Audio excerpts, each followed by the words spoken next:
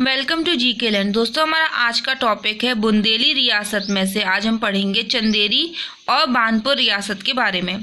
पहले चंदेरी के बारे में थोड़ा जानेंगे। और तो वर्तमान अशोकनगर जिले का क्षेत्र है चंदेरी। महाभारत काल में शिशुपाल के चेदी साम्राज्य और जनपद काल में चेदी जनपद का हिस्सा था। प्रतिहार वंश के 7वें वंशज राजा कीर्तिपाल ने 10वीं से 11वीं शताब्दी में चंदेरी शहर की स्थापना की थी और इसे अपनी राजधानी घोषित किया था। प्रतिहार वंश के पतन के बाद जाजाक भुक्ति के चंदेलों ने भी यहाँ कुछ समय के लिए शासन किया।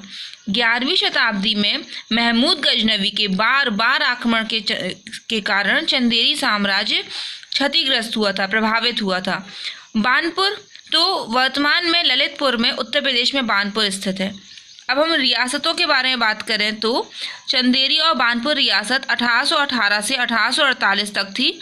जहांगीर, जिसको हम जानते हैं सलीम के नाम से भी, जो कि थे 1605 से 1627 तक था। और ये 1609 ईस्वी में जहांगीर ने ललितपुर क्षेत्र की जागीर ओरछा के राम शाह को दी। और राम शाह का जो वंशज थे वो थे भरत। इनको चंदेरी की सनद प्रदान की। ठीक है, फिर दस्तावेज होता है 1617 ईस्वी में भरत सिंह ने चंदेरी को अपनी राजधानी बनाया।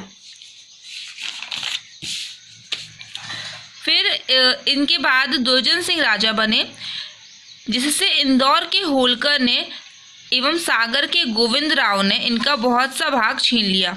तो अगर हम देखते हैं चंदेरी के राजा कौन कौन हुए लाइन बाय लाइन, तो भरत सिंह 1612 से 1630 तक थे। उनके बाद दुर्जन सिंह आ गए 1687 से 1736 ईस्वी तक थे। फिर रामचंद्र आए 1775 से 1802 ईस्वी तक। एंड द लास्ट मोर प्रहलाद आए 1802 से 1842 ईस्वी तक थे। 1842 में तो अपना विद्रोह हो गया था, है ना। तो 1802 ईस्वी में मोर प्रहलाद चंदेरी के राजा बने, मोस्ट इम्पॉर्टेंट है। उसके बाद चंदेरी के बुंदेला शासक मोर प्रहलाद के शासनकाल में ग्वालियर के शासक दौलत राव सिंधिया ने अपने सेनापति, किसके सेनापति? दौलत राव सिंधिया के सेनापति जॉन बैप्टिस्ट को चंदेरी पर आक्रमण करने के लिए भेज दिया था। उसने चंदेरी और ईसागढ़ के साथ ही साथ आसपास के इलाके पर भी कब्जा कर लिया था। आक्रमण के कुछ समय बाद कंपनी सरकार के सामने एक संधि हुई। संधि के बाद में क्षेत्र की राजधानी, संधि के बाद में जो प्राप्त क्षेत्र था उस क्षेत्र की राजधानी बानपुर को घोषित किया गया। मोर प्रहलाद ने 1830 से जो 1842 तक थे, बानपुर तक मोर प्रहलाद ने 1830 से 42 तक इस टाइम पीरियड में बानपुर रियासत का राजा बन के राज किया। फिर 1842 ईस्वी में पुत्र मदन सिंह, जो कि 1842 से 1858 तक थे, राजा बने, है ना। मदन सिंह अपने पूर्वजों द्वारा जो खो दिया था उन्होंने क्षेत्र चंदेरी, उसको वापस लेना ही अपना जीवन का एकमात्र उद्देश्य उन्होंने घोषित किया। 1842 ईस्वी में हमें पता ही है क्या हुआ, बुंदेला विद्रोह। फिर 30 सितंबर 1843 को शेक्सपियर ने मदन सिंह से आग्रह किया, विनती की कि भाई विद्रोहियों को अपने राज्य में शरण मत दो। मदन सिंह लेकिन अंग्रेज विरोधी था, है ना। तो मदन सिंह जो था वो लल्ला राम सिंह चौधरी पर अत्यधिक विश्वास करता था। ठीक है, उसका विश्वास पात्र था। हैमिल्टन ने राम सिंह के थ्रू क्या किया कि एक मदद पत्र भेजा, जिसे मदन सिंह ने स्वीकार कर लिया। मोस्ट इम्पॉर्टेंट बात क्या आती है? मधुकर शाह के बारे में आ सकता है क्या कि 24 जनवरी 1844 ईस्वी को मधुकर शाह को को पकड़ के किसके हवाले किया गया? तो हैमिल्टन के हवाले किया गया था। ठीक है, 1844 ईस्वी में एलन बरो ने सिंधिया पर आक्रमण किया। किसने किस पर किया? एलन बरो ने सिंधिया पर किया। कब किया? तो 1844 में किया। इससे बचने के लिए सिंधिया ने बहुत बड़ा भूभाग, कि भैया आक्रमण से थोड़ी राहत मिले, तो अंग्रेजों को क्या दे दिया? बहुत बड़ा भूभाग दे दिया, जिसमें क्या शामिल था? चंदेरी। ठीक है, इसलिए हम इसको पढ़ रहे हैं। बुंदेलखंड के विद्रोह का दमन करने के लिए स्टुअर्ट के नेतृत्व में, ये पूछ लेते हैं कई बार कि किसके नेतृत्व में सेना का आगमन हुआ था, तो स्टुअर्ट के नेतृत्व में 26 मई, और कब हुआ था? तो 26 मई 1858 को ब्रिटिश सेना का आगमन हुआ था। ये हमारा एंड है इस चीज का, किसका? चंदेरी बानपुर रियासत का। फिर कुछ फैक्ट देखते हैं अबाउट चंदेरी, क्योंकि ये सीधे सीधे पूछ लेता है ना। तो चंदेरी किला बुंदेला राजपूतों ने बनवाया था।